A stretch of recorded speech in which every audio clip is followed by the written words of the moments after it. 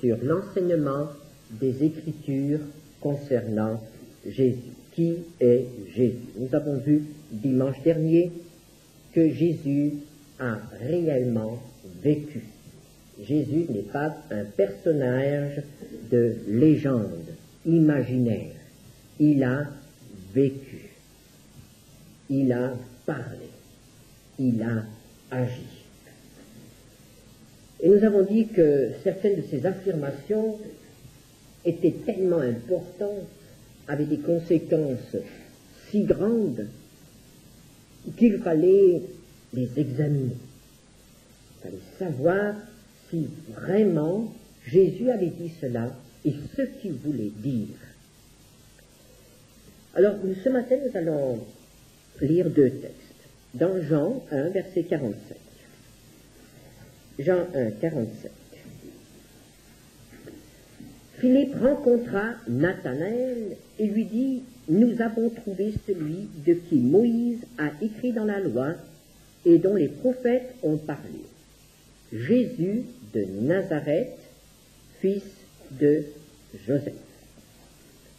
Et nous prendrons un autre texte dans l'évangile de Luc, au chapitre 24, verset 27. Et nous lisons que Jésus, après sa résurrection, faisant route avec 2 disciples, verset 27, commençant par Moïse et par tous les prophètes, il leur expliqua dans toutes les Écritures ce qui le concernait. Celui dont les Écritures parlent. Celui qui a été annoncé par les prophètes et par Moïse. Jésus est-il celui qui a été annoncé par les Écritures? Quelles Écritures? L'Ancien Testament, Moïse et les prophètes, les psaumes, les livres historiques. Peut-on trouver Jésus dans l'Ancien Testament? Comment le trouver? Comment est-il annoncé? C'est ce que nous allons voir ensemble ce matin. Les Écritures annoncent tout d'abord la venue d'un Sauveur. C'est la première annonce. Nous la trouvons déjà au seuil du Jardin d'Éden. Genèse 3, verset 15, après la tentation et la chute, Dieu dit au serpent qu'un jour il allait être vaincu. Et il lui dit, Genèse 3, verset 15, je mettrai iniquité entre toi et la femme, entre ta postérité et sa postérité, celle-ci t'écrasera la tête et tu lui blesseras le talon. Dieu annonce la venue d'un Sauveur, tout au moins la venue de celui qui allait vaincre Satan. Quelques siècles plus tard, il annonce la venue de celui qui allait bénir les hommes. Et nous savons que la bénédiction dans la Bible, c'est l'approbation de Dieu, l'agrément de Dieu, la grâce de Dieu. Quelqu'un va être en bénédiction aux hommes. Dans Genèse 12, verset 3, toutes les familles de la terre seront bénies en toi. Dieu s'adresse à un homme, Abraham, lui promet une descendance, une postérité, et c'est par cette postérité que tous les peuples de la terre, toute l'humanité, sera béni. Ces deux textes de la Genèse sont donc complémentaires. Le Sauveur sera celui qui vaincra Satan et celui qui bénira les hommes. Comment cela va-t-il se faire? Le prophète Ésaïe nous explique comment. Ésaïe 53, ce texte bien connu, Ésaïe 53, versets 2 à 12. Il s'est élevé devant lui comme une faible plante, comme un rejeton qui sort d'une terre desséchée. Il n'avait ni beauté ni éclat pour attirer nos regards, et son aspect n'avait rien pour nous plaire. Méprisé et abandonné des hommes, homme de douleur et habitué à la souffrance, semblable à celui dont on détourne le visage, nous l'avons dédaigné. Nous n'avons fait de lui aucun cas. Cependant, ce sont nos souffrances qu'il a portées. C'est de nos douleurs qu'il s'est chargé. Et nous l'avons considéré comme puni, frappé de Dieu et humilié. Mais il était blessé pour nos iniquités, brisé pour nos péchés. Le châtiment qui nous donne la paix est tombé sur lui, et c'est par ses meurtrissures que nous sommes guéris. Nous étions tous errants comme des brebis, chacun suivait sa propre voie, et l'Éternel a fait retomber sur lui l'iniquité de nous tous. Il a été maltraité et opprimé, il n'a point ouvert la bouche. Semblable à un agneau qu'on mène à la boucherie, à une brebis muette devant ceux qui l'attendent, il n'a point ouvert la bouche. Il a été enlevé par l'angoisse et le châtiment, et parmi ceux de sa génération, qui a cru qu'il était retranché de la terre des vivants et frappé pour les péchés de mon peuple. Et Isaïe poursuit en annonçant la résurrection. Le Sauveur, celui qui règle le problème du péché, qui prend sur lui la punition que nous avons méritée. Dans les psaumes aussi, on parle de ce Sauveur, et on nous parle de sa mort. Et nous connaissons tous ce psaume 22 qui commence par ces paroles « Mon Dieu, pourquoi m'as-tu abandonné ?» Cette prière de Jésus sur la croix. Et quand on lit ce psaume, on y trouve la description de la souffrance d'un crucifié. Alors, à l'époque de David, on ne connaissait pas la crucifixion. Il s'agit donc là d'un texte prophétique. Psaume 22, versets 15 à 19. « Je suis comme de l'eau qui s'écoule, et tous mes os se séparent. Mon cœur est comme de la cire qui se fond dans mes entrailles. Ma force se dessèche comme l'argile, et ma langue s'attache à mon palais. Tu me réduis à la poussière de la mort, car des chiens m'environnent, une bande de scélérats rôde autour de moi. Ils ont percé mes mains et mes pieds. Je pourrais compter tous mes os. Eux, ils observent, ils me regardent, ils se partagent mes vêtements, ils tirent au sort ma tunique. Un sauveur qui, pour écraser la tête du serpent, acceptera d'être blessé, tué. Et les Écritures annonçaient aussi un Seigneur. Et déjà dans la Genèse, nous avons l'annonce de la venue du Seigneur. Dans Genèse 49, verset 10, Jacob mourant prophétise et en parlant de Judas annonce que l'un de ses descendants sera le Seigneur. Genèse 49, verset 10, le sceptre ne s'éloignera point de Judas, ni le bâton souverain d'entre ses pieds, jusqu'à ce que vienne le Shiloh, et que les peuples lui obéissent. Le Shiloh, un nom hébreu qui veut dire le pacificateur, celui qui apportera la paix, celui qui procure la paix. Et nous avons de nombreuses références dans la Bible qui précisent ce que sera ce Seigneur. Il sera un descendant de David. Jérémie 33, versets 14 à 17. Voici les jours viennent, dit l'Éternel, où j'accomplirai la bonne parole que j'ai dite sur la maison d'Israël et sur la maison de Juda. En ces jours et en ce temps-là, je ferai éclore à David un germe de justice. Il pratiquera la justice et l'équité dans le pays. En ces jours-là, Juda sera sauvé. Jérusalem aura la sécurité dans sa demeure. Et voici comment on l'appellera, l'Éternel, notre justice. Car ainsi parle l'Éternel, Dieu, David ne manquera jamais d'un successeur assis sur le trône de la maison d'Israël.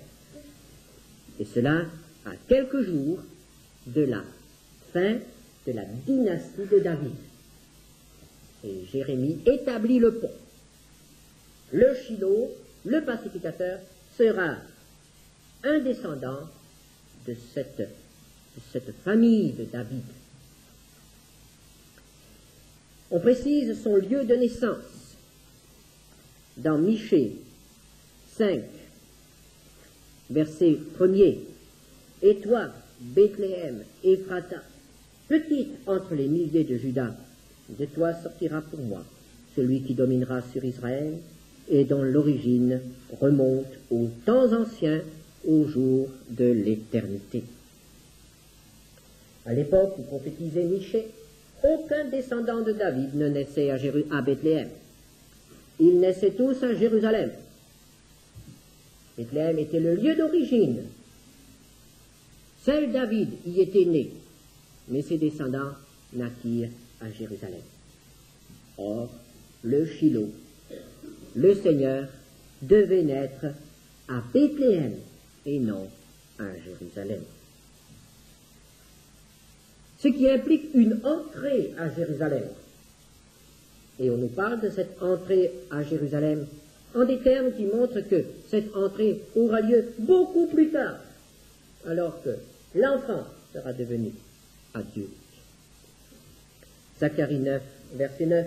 Sois transportée d'allégresse, fille de Sion, pousse des cris de joie, fille de Jérusalem. Voici, ton roi vient à toi. Il est juste et victorieux, il est humble et monté sur un âne, le petit d'une ânesse. Et on nous annonce la gloire qui sera celle du Seigneur à Jérusalem. Ésaïe 4, versets 2 à 4.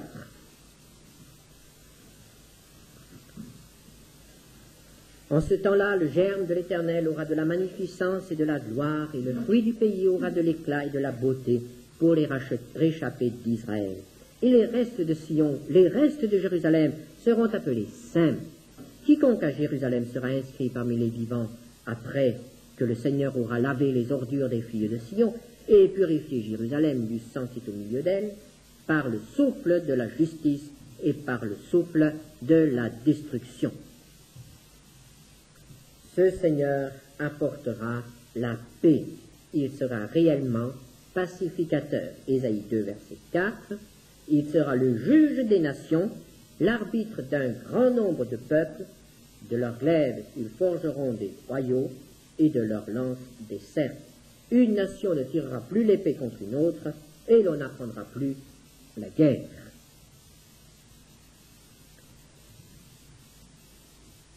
Un sauveur et un Seigneur. Nous voici donc présente une grande difficulté.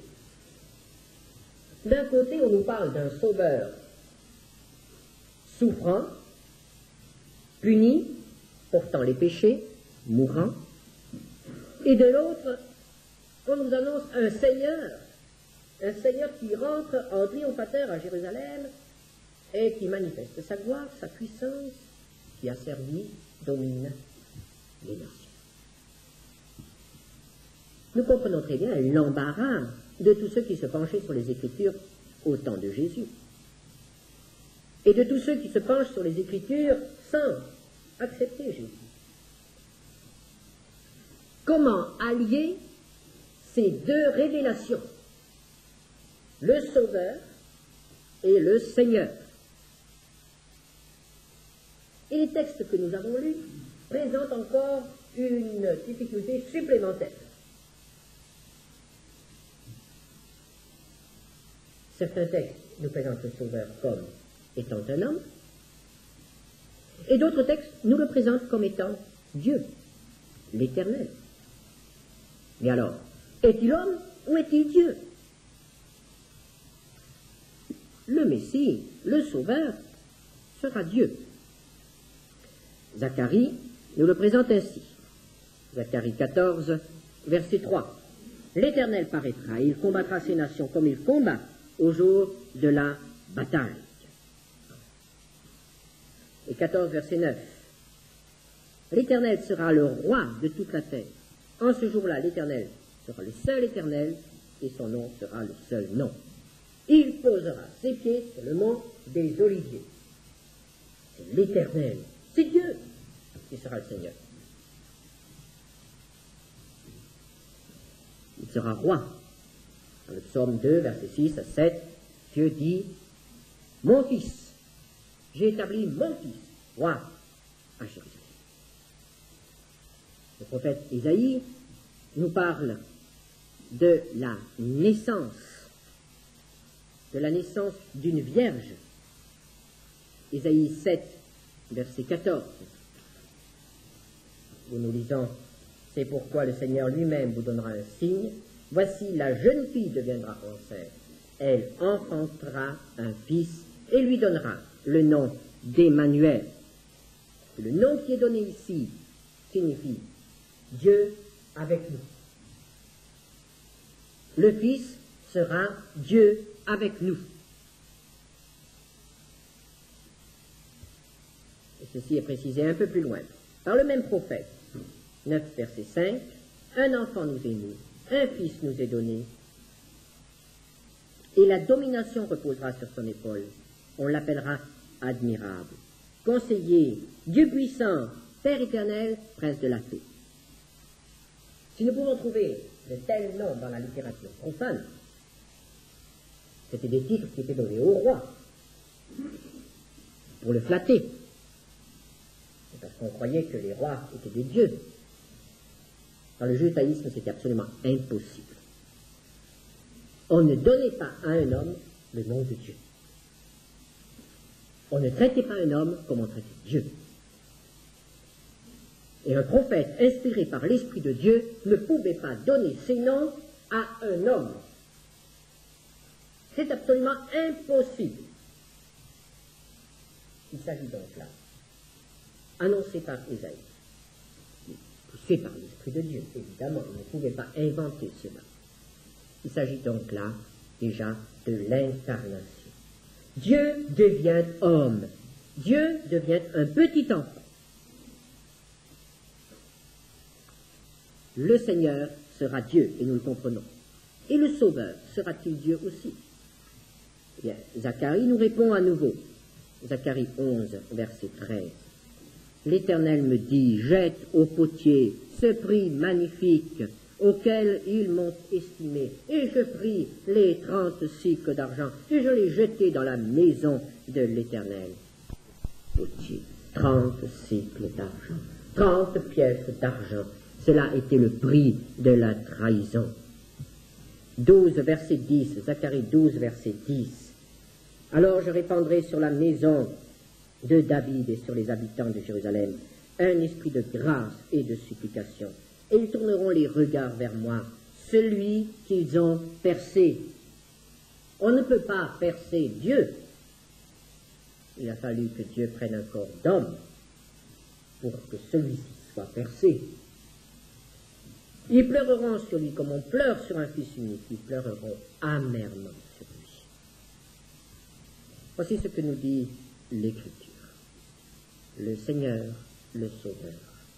Dieu devenu homme pour nous sauver, pour que nos péchés soient purifiés.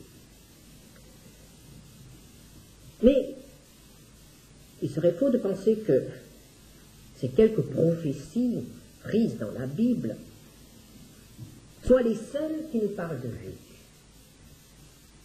Toutes les Écritures sont remplies de révélations concernant le Sauveur. Évidemment, nous délaissons maintenant la base tout à fait certaine de la prophétie confirmée par le Saint-Esprit dans le Nouveau Testament.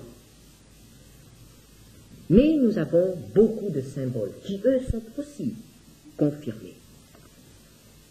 Alors, penchons-nous sur les symboles. Toute l'ancienne alliance, tout le culte juif, tel qu'il a été donné par Dieu, est une image, est un symbole. Hébreux 8, verset 5. Lesquels célèbrent un culte, image et ombre des choses célestes, selon que Moïse en fut divinement averti lorsqu'il allait construire le tabernacle. Et soin, lui fut-il dit, de faire tout d'après le modèle qui t'a été montré sur la montagne. Nous allons essayer de trouver quelques-uns de ces symboles, de ces choses qui nous parlent de Jésus. Eh bien, un symbole nous vient tout de suite à l'esprit, c'est celui de l'agneau pascal.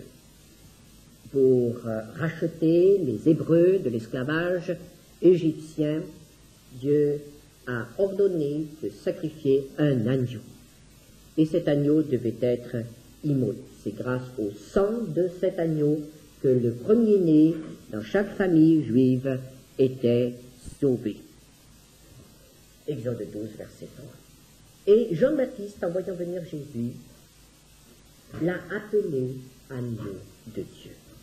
Jean 1, verset 29, il vit Jésus venant à lui, et il dit, « Voici l'agneau de Dieu qui ôte le péché du monde. » Et l'apôtre Pierre confirme cela dans 1 Pierre 1, verset 18, en disant de lui, « Sachant que ce n'est pas par des choses périssables, par de l'argent ou de l'or que vous avez été rachetés de la vaine manière de vivre que vous aviez hérité de vos pères, mais par de prendre ces chapitres dans le Lévitique et de retrouver dans chaque sacrifice une révélation d'un des aspects du sacrifice de Jésus. Pensons seulement au jour des expiations, le grand pardon juif, avec les deux boucs. L'un qui est chassé dans le désert, emportant l'iniquité du peuple, et l'autre dont le sang sera répandu jusque dans le lieu très saint pour que les péchés soient purifiés, pour que Dieu soit réconcilié. Et voici ce que l'Épître aux Hébreux nous écrit. Dans Hébreux 9, verset 8, le Saint-Esprit montrait par là que le chemin du lieu très saint n'était pas encore ouvert tant que le premier tabernacle subsistait. Et il fallait franchir plusieurs étapes avec ce sang pour être enfin dans la présence de Dieu et survivre. Et Jésus, nous est-il dit, a par son sacrifice frayé un accès jusqu'à la présence de Dieu. Et nous pouvons maintenant rester en la présence de Dieu, couverts par le sang de Jésus, et vivre. Aucune communion n'aurait sans cela été possible. Les différentes formes cultuelles sont aussi des symboles. Souvenons-nous de ce texte que nous venons de lire. Le Saint-Esprit montrait. Et lorsque nous lisons tous ces chapitres qui nous semblent si difficiles dans l'Ancien Testament, ces chapitres que l'on saute, parce qu'on ne les comprend pas, alors essayons de voir ce que le Saint-Esprit veut nous montrer. Dans toutes ces descriptions, dans les moindres détails parfois, le Saint-Esprit nous montre Jésus. Ah, s'il y a des livres qui parlent de Jésus, c'est bien le Lévitique. L'Exode, qui nous parle de Jésus, qui nous montre Jésus, avec une richesse telle que nous en sommes émerveillés. Inépuisables sont les trésors des symboles de l'Ancien Testament. Il n'était qu'une ombre, mais par cette ombre, nous pouvons reconnaître la réalité. Voir Christ dans le tabernacle, voir Christ dans les sacrifices, voir Christ dans les fêtes. Quelle étude! Vous êtes en vacances, certains d'entre vous, eh bien étudiez étudiez le Pentateuque, l'Exode, Lévitique, et vous trouverez Christ. Et vous le verrez certainement comme vous ne l'avez encore jamais vu. Mais il y a aussi dans la Bible des hommes qui annoncent Jésus, qui nous présentent certains aspects du ministère, du caractère, de l'œuvre de Jésus. Alors là, il faut être très prudent, car évidemment, les hommes sont tous imparfaits. Et lorsque nous comparons Jésus à un homme, il ne faut surtout pas le juxtaposer et trouver une ressemblance en tous les domaines. Par exemple, la Bible nous dit que Jésus peut être comparé à Adam, Romains 5, verset 14. Adam, lequel est la figure de celui qui devait venir. Adam est le chef d'une race, et Jésus est le chef d'une race nouvelle. La race des ressuscités, la race de ceux qui ont été justifiés.